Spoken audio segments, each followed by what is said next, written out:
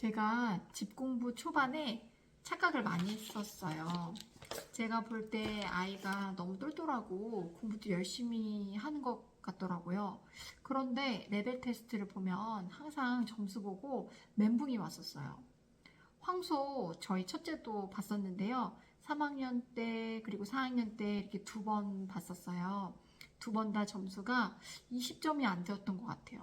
그때의 충격이란 제가 눈물 좀 닦고요.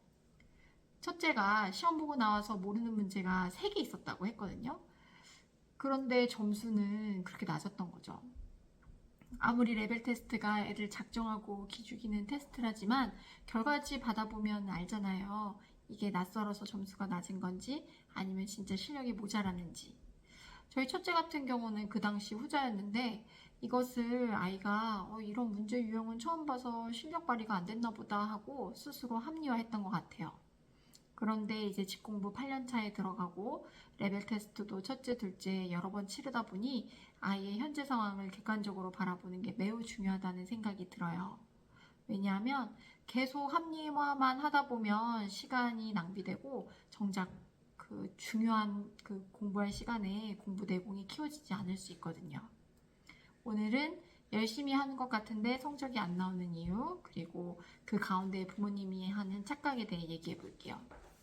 그리고 지금은 황소 높은 반에 다니던 아이들과 같이 공부할 정도로 첫째의 수학 실력은 많이 성장했어요. 부모님이 하는 착각 첫 번째는 공부할 때 이만하면 됐다라고 생각하는 거예요. 저희 아이도 국민교재인 최상위 수학으로 초등 수학을 공부했었어요. 매우 어려워하면서 도움을 요청한 문제도 있었지만 틀려도 계속 도전하니 답을 곧잘 맞추더라고요. 근데 지금 생각해보면 이게 맞춘 것이 아니라 그냥 대충 찍은 것이었던 것 같아요. 확실하게 잘 몰랐던 거였어요. 그런데 최상위 수학을 시간 들여서 풀고 있으니 이만하면 됐다라고 생각을 했어요. 이만하면 됐다라는 기준을 올려야 돼요. 그 다음 부모님이 하는 착각 두 번째는 아이가 실수를 해서 점수가 낮은 거지 실력은 괜찮지라고 생각하는 거예요. 문제지 수준과 아이의 실력이 비등비등할 때 주변 환경에 의해서 점수가 오락가락 하거든요. 컨디션 좋으면 좀 많이 맞추고 컨디션 나쁘면 많이 틀리고 이거 최상위권이랑 멀어지는 길이에요. 문제 수준을 훨씬 뛰어넘는 실력이 있어야 평소 집중력도 발휘될 수 있어요. 즉 공부를 더 확실하게 시켜야 돼요. 2번, 3번 다시 풀어서 맞추는 것은 모르는 문제인 겁니다. 자, 그러면은 어떻게 하냐고요? 제가 3가지 방법을 제시해 드릴 텐데요. 첫 번째는 같은 문제집에서 틀린 문제를 맞출 때까지 정답률을 95%까지 끌어올리는 거예요. 두 번째는 푸는 문제집의 권수를 늘리는 방법이 있어요. 이거는 여러 권을 풀면서 잘 안 됐던 부분을 다시 만나는 거예요. 저는 개인적으로 효율성이 떨어질 것이라고 생각하는데 이런 방식으로 하는 학원도 존재하고 실제로 이런 방식으로 수학을 잘하는 학생들이 주변에 있네요. 세 번째는 더 어려운 문제집을 정답률 90%까지 만드는 방법도 있어요.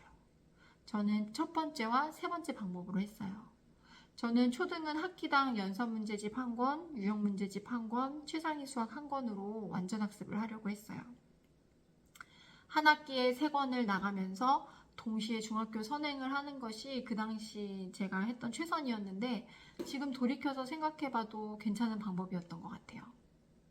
결론은 성적이 만족스럽지 못하다는 느낌이 들면 지금 하고 있는 공부 양과 질이 별로일 수 있어요. 적은 공부량을 대충 푸는 것일 확률이 높습니다. 양을 조금 더 늘리고 더 어려운 문제를 확실히 풀어낼 수 있도록 해야 돼요. 현재 한 학기당 푸는 문제집 건수를 늘리거나 풀고 있는 문제집을 완전 학습하거나 아니면 더 어려운 난이도의 문제집을 푸는 거예요. 저는 경험상 풀고 있는 문제집에서 틀린 것을 반복해서 완전 학습하는 것과 어려운 난이도의 문제집을 병행하는 것을 추천합니다. 배운 것을 확실하게 다지고 가는 습관까지 안겨줄 거예요. 아이들 공부시키기 힘들어요. 공부 기껏 시켰는데 성적도 잘 안 나오고 그러면 사기도 떨어지죠. 하지만 그럴 때마다 공부 과정이 의미가 있음을 아이에게도 상기시켜 주세요.